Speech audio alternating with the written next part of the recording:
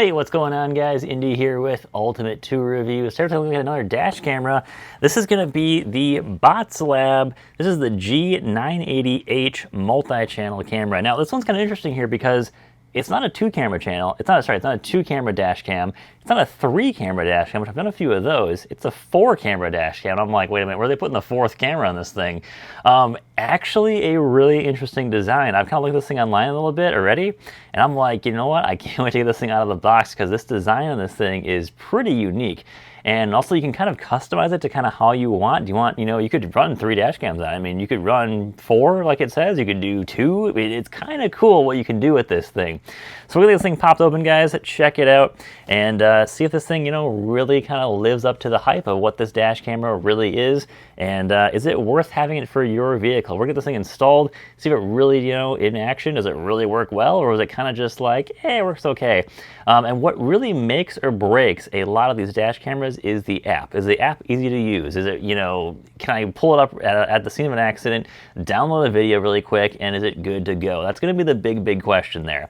So we'll get this thing unboxed, guys. We'll get this thing checked out and get it installed in the Tacoma project, see if it really works. Let's do it. Now, this kind of surprised me a little bit here checking this thing out. We have a 4-channel dash cam. And my first thought, I'm like, wait a minute, I've seen two-camera dash cams before. I've seen 3-camera dash cams before. But I'm like, where are we doing the 4th one here? Well, this is actually going to be 4 cameras, as in we have 1 on the back, we have 1 on the front, and we have a left and a right dash cam. Pretty wild stuff here. So they're not all 4K. Actually, none of them are 4K. We actually have a 3K front camera, and then the rest are going to be just 1080p, which is totally fine. As I've said in previous videos, guys, I'm not a huge fan of going for super high-resolution dash cameras, just because it makes it a pain in the butt if you have to pull up the recordings at, like the scene of an accident. It's hard to do on your phone. We do have a 128 gig, what is this, a micro SD card in here, I think? And then, of course, we have all of the cameras in here. Let's see if we have the full wiring stuff in here as well, too. I know doing rear dash cameras is always a pain in the butt. There's not really a good way around it. You can't really go wireless with them because, of course, how would you, this is hard to get out. Why is this hard to get out? There it is. Finally got this thing out of there. All right, looks like just a little USB-C connection in there. And there we go. Here's our side-to-side cameras, I believe, here. Pop this one out. Yep, that's how we do it. So that's pretty cool. So they are, of course, optional. So you don't have to use them, you don't want to, but you just clip in like that. And of course, you have rotation as well, too. So if you want to face inward to the vehicle, you can do that, which is pretty cool. Or you want to face just to the outside. Kind of great, like if you were to install this thing in like a work vehicle or like a fleet vehicle, that'd actually be really useful there.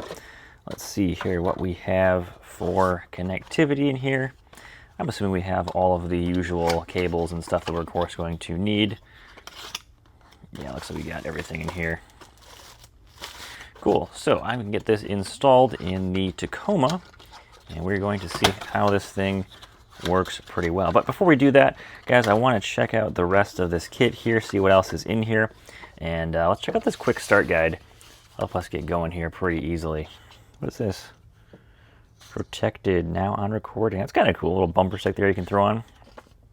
All right. They have the installation video. That's cool. Of course, they have an app. Micro SD cards, accessory kits, of course, you want to do. You can also hardwire it if you want to optionally hardwire it. Here's how you install the dash cam, the rear dash cam as well, too.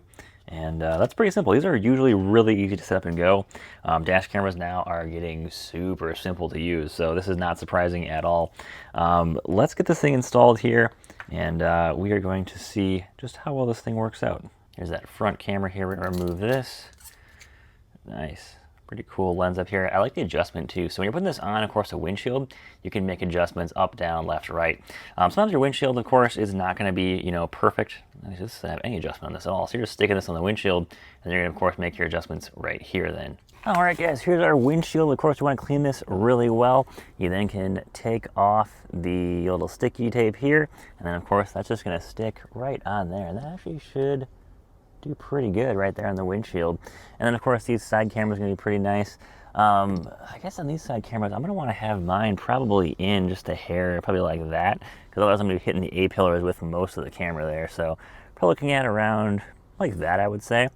Let's see, are these really sensitive to shake? No, actually they have a pretty nice, good amount of resistance on these things, which is nice. So they're actually just hold in place really nicely here.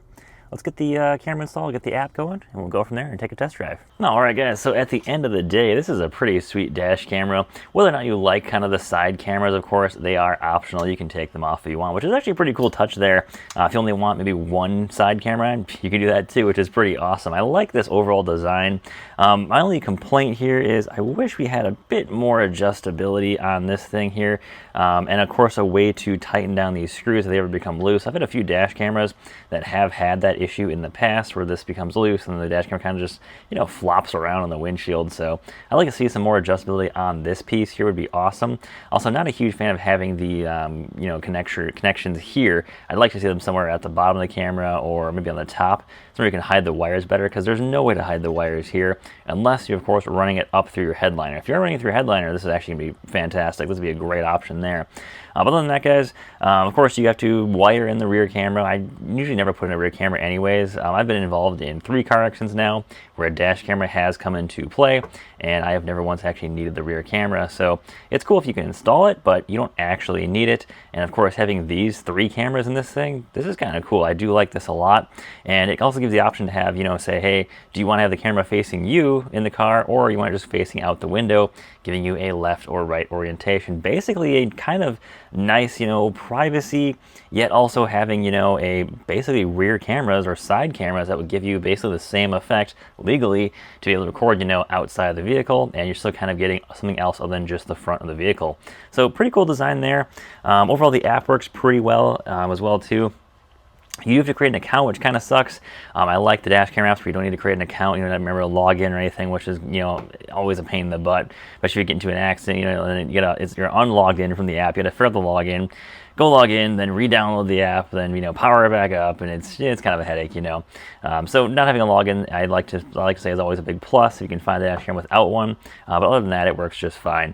Of course, there is GPS and voice features on this as well too. GPS is pretty common, of course, on these dash cameras, where you can tell you exactly, hey, where you're driving, where an incident occurred, and of course where that video footage was taken. Also pretty cool there. I also have voice function on this as well too, so you can tell it to, you know, save recording, which is always nice.